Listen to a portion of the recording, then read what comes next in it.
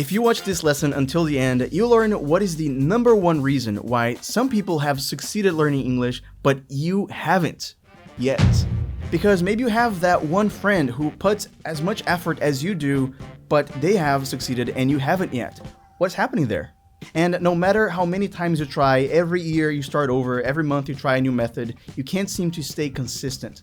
And today, I'm going to help you not just know the information of why, but really change the way you think about English, because that's the only way you'll be successful. And I'll give you some tips at the end so you can start taking action today. Okay, so let me tell you right off the bat, what is the number one reason why successful people will succeed? That is, they have a strong need to learn English. Now, I just said the expression right off the bat, which means instantly, immediately, at the very beginning. So, right off the bat here, that's the reason. Now, if you feel that you do have a strong need, but you're not making progress, let me tell you that you don't have a strong need. It's not strong enough. I've had students in the past who did have that, strong purpose, and that motivated them and that pushed them to achieve their goals. Because if they didn't, they would lose money, they would waste time. For example, there was one guy who applied for a master's degree, to study in France. And he had to not only take an exam, but there would be a conversation exam, an oral test. And you'd have to speak with this person, with the teacher, for 10, 15 minutes. Now, in order to achieve that, we had conversation classes, and that pushed him forward to the point that he was really fluent by the end of our little program, and he would use his English there, so he knew that it was not only important for the tests, but in order for him to live his English at college there in France. This is why we say on this podcast that you need to use your English as a doorway to the life of your dreams. It's not just, a motto, like a thing we say, like a slogan. This is essential. If you don't do that, you don't succeed. The same thing happened with me. I've shared in previous lessons that I had a dream to study in Vancouver, Canada, to go to college in Canada. In order to do that, which I didn't ultimately do, I actually went to Seattle, which is close. It's a city in the United States, to work there. But it was close enough, I was happy with it. And what pushed me to get there was exactly the goal, And then the goal created all this lifestyle for me, that I was suddenly living my English. We call that lifestyle English. It's like doing the things that you would do in your own native language, but doing those things in English. So I mentioned that one student that I had who went to France, but I've had other students too. And in fact, all of the ones that were successful had that strong purpose. So this other guy wanted to become a pilot, like an airplane pilot. And they need to learn English, right? Because they speak English. You've probably heard that when you're on a plane. Good afternoon, this is your captain speaking with just a little flight information. And he did it.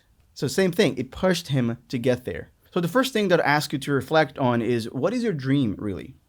And don't just say to get a new job, although that is a very nice start.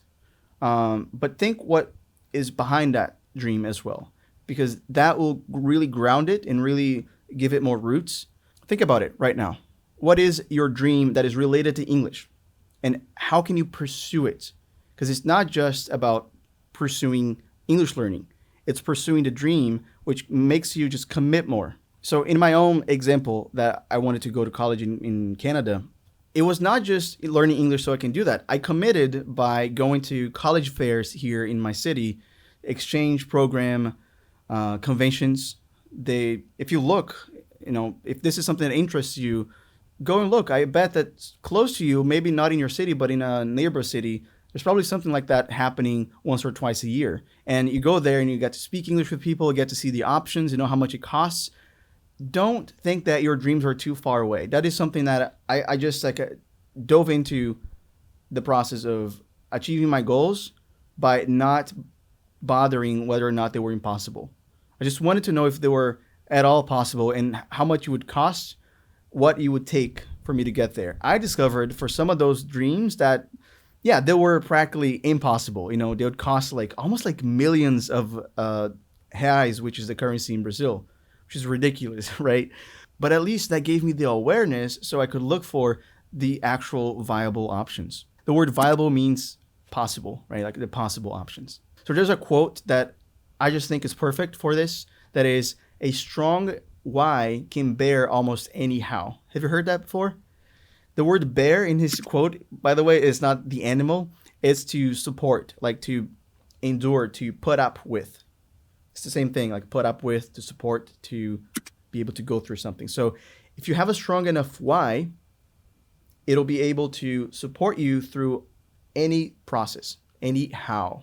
That's the word how is related to process in this case. And by the way, I've been using some expressions here like right off the bat, right? To bear, to put up with. And all of these are advanced expressions. And I'm going to use more in this lesson because I'm feeling really loose, right? This is a solo lesson, my second solo lesson on this podcast.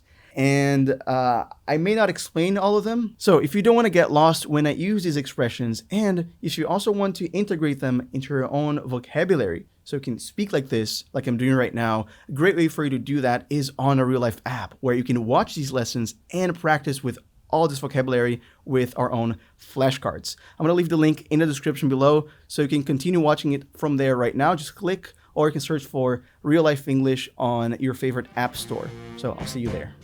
Okay, so now that you know what is this number one reason, as I'm calling it, let's understand why that's the case. Because I'm not just saying this today like, oh, this is the number one reason, and then tomorrow I'll say there's another number one reason. I don't do that. I'm pretty consistent with my beliefs, and I'm telling you, if you focus on this, you'll succeed. So there's a little bit of a story that I came up with, that I created, that I think helps making this point. So imagine this situation. Somebody forces you to walk 20 kilometers today. They say, you're going to walk 20 kilometers or I'll hurt you,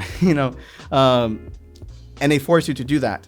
You're going to be feeling maybe a little bit miserable. Maybe, by the end of that very long walk, you're going to be super tired and just not feeling very good. But if you travel to your favorite place on earth, as a tourist, and then you do a walking tour that you end up walking 20 kilometers total, you look at your smartwatch at the end and like, wow, 20 kilometers. In that situation, you wouldn't be feeling miserable at all, right? You'd be feeling great. You'd be feeling like tired maybe, but that it was worth it. Now, the reason why these two situations, the effort was the same, but the outcome was different was just because of meaning. I believe that as human beings, one of the biggest things that we need to keep track of is meaning. How we are attached or assigning meaning to things, and how much we are pursuing the things that are meaningful to us. Because I believe that's where happiness lies. That's where happiness is within the things that have more meaning to us. There's another piece of scientific fact that I think supports this. That is, if you try to teach children something that they don't know why they're learning that, like math in school, if they don't know why that's important, they're going to struggle. And there's research backing this up, supporting this, showing why it's true. And that happens to us all, not just children, to adults as well. If we don't dig deep on why that's important for us, ultimately, we may not do it at all. And that's why the RealLife way, our method for teaching, focuses a lot on practical use of the language instead of just like theoretical. Another way to illustrate this that I think is just perfect is the following little story. Imagine you're at college and you need to learn how to use certain tools. You need to learn about tools like a screwdriver or a wrench for fixing objects like mechanical stuff. Now, what is the best way to learn about that? Would it be by taking a course on each tool? It sounds like it'd be like that, right? Like people take courses on stuff. Like there's English courses, music courses, right? On any topic you'd like. But I'm going to tell you that is actually not the best way. And it's not even the way that we naturally learn. The best way would be, for example, if I invited you to fix a car engine. And in the process of fixing that engine, we would be using the tools. And I'd be telling you, hey, grab this tool and do this with it. And then we start fixing it with those tools. And by the end of it, we will have learned one application at least for each one of those tools. Now, you're not going to have learned all the applications, but that one application would be so deeply engraved in your mind. Like you just have internalized the use of that completely, that your knowledge would have become wisdom. I like to think as knowledge as the difference between knowledge and wisdom, as like wisdom is when you have the capacity to use it to do something productive, something good to you with that knowledge, that piece of knowledge. Otherwise, it just becomes information, right?